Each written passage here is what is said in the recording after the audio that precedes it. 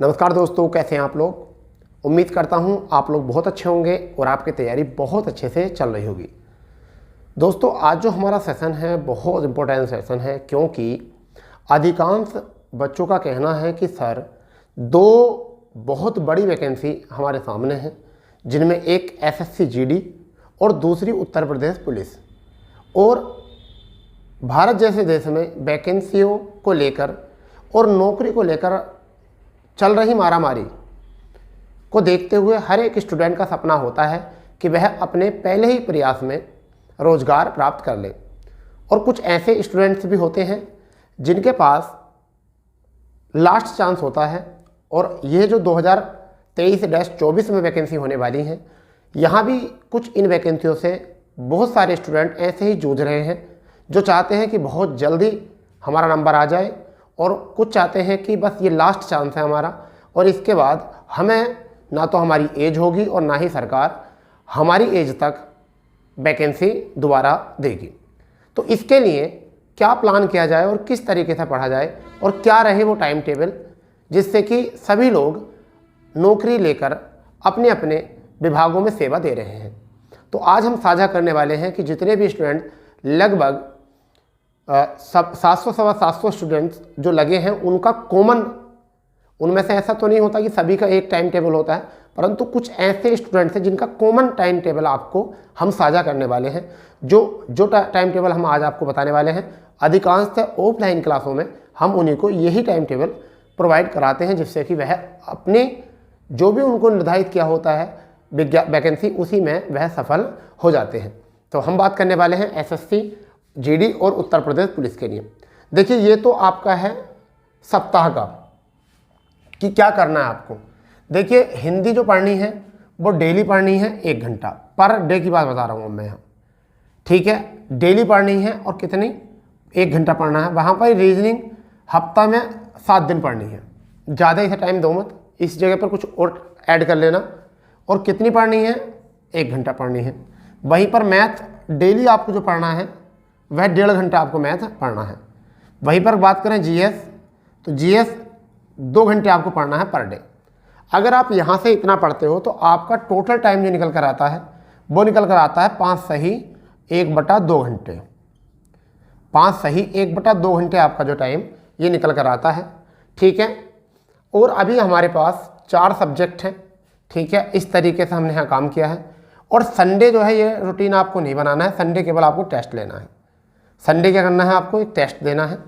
वो टेस्ट आपका ऑफलाइन भी हो सकता है, मैं तो बेस्ट कहूँगा कि ऑफलाइन, क्योंकि हार्ड कॉपी का प्रयोग करोगे तो ऑनलाइन में हार्ड कॉपी का प्रयोग नहीं होता। तो ऑनलाइन भी अगर कोई हो तो उसको निकलवा लो, प्रिंट जरूर निकालो और उसके बाद उसको करो, ठीक है।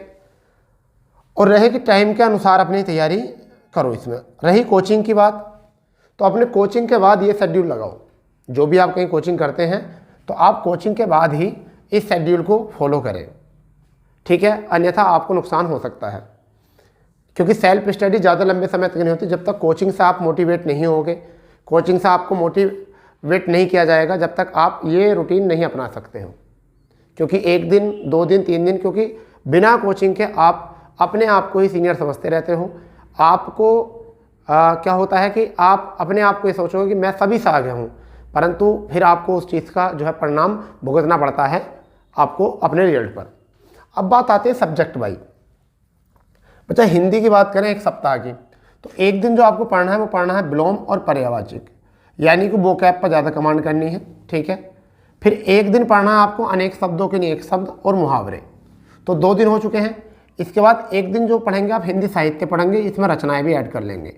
क्या कर लेंगे, रचनाएँ भी ऐड कर लेंगे। यहाँ से भी क्वेश्चन आते हैं। आपको 1 दिन लगाना है टेस्ट, 1 दिन टेस्ट लगाना है, और 3 दिन जो है आपको वो क्या पढ़ने हैं, नियम पढ़ने हैं, और संपूर्ण पढ़ने हैं, सारे नियम पढ़ने हैं 3 दिन तक। अपने नोट्स को इस तरीके कन्वर्ट करो कि नोट्स को 3 दिन में सारे रूल निकाल दो। ये सप्ताह का शेड्यूल है। ये क्या है, 1 सप्ताह का, ये 1 सप्ताह का शेड्यूल है। अगर आपने इस शेड्यूल पर चल दिए तो निश्चित ही आपको सफलता मिल जाएगी। रही बात मैथ की, 6 के 6 दिन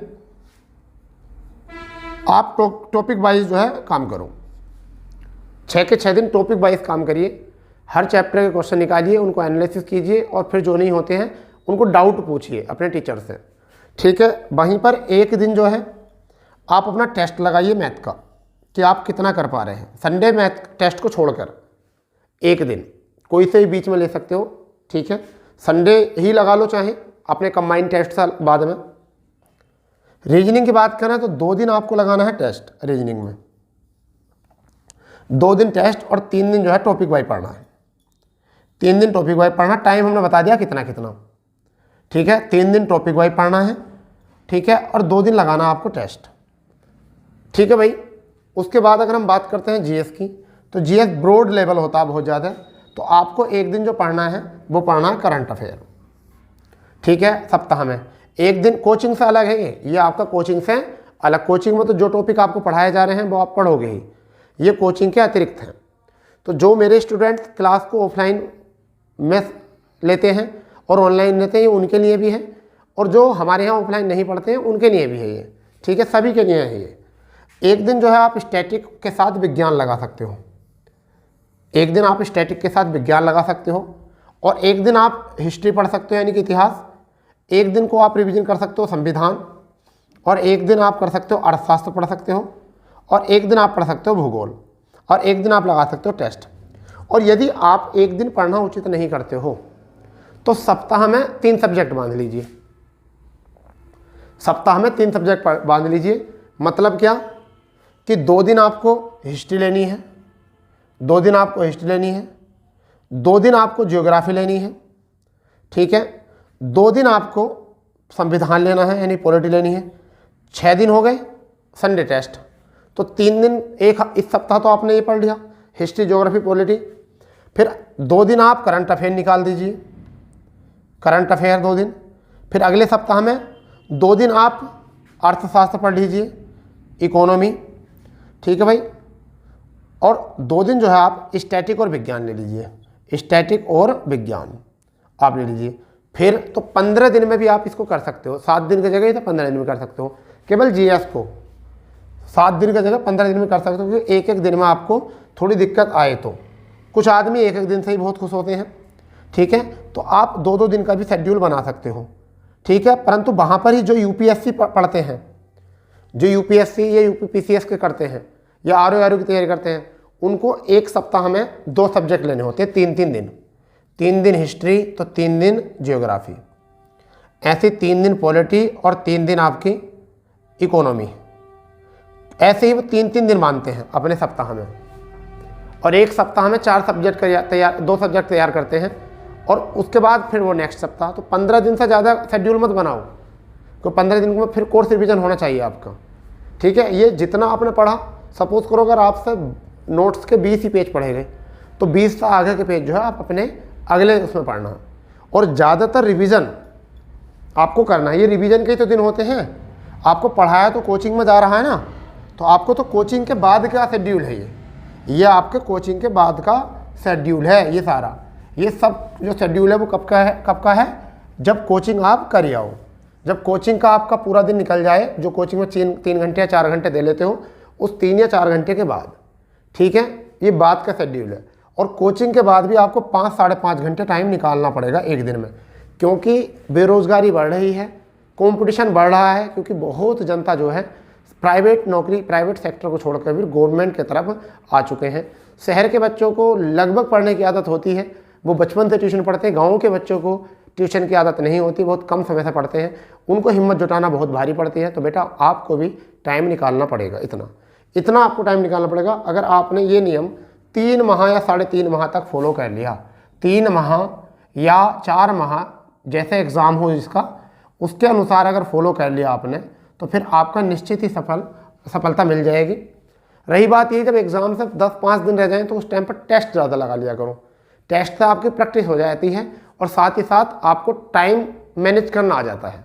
और खासकर एसएससी जीडी में टाइम मैनेज करना बहुत ज़रूरी है, क्योंकि 80 क्वेश्चन है, 60 मिनट है।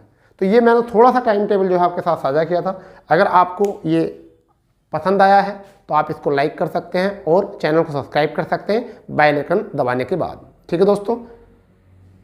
तो जो चैनल पर नए हैं वो चैनल को सब्सक्राइब करेंगे और दोस्तों में ज़्यादा से ज़्यादा इस टाइम शेड्यूल को शेयर करेंगे, जिससे कि सभी बच्चों को पढ़ने का एक सही वे और सही तरीका हमारे माध्यम से पहुंच सके। ठीक है दोस्तों, तो ऐसी जानकारी के साथ मिलते हैं अपने इसी प्लेटफॉर्म पर। जब तक के लिए जय हिंद, जय भारत, वंदे मातरम।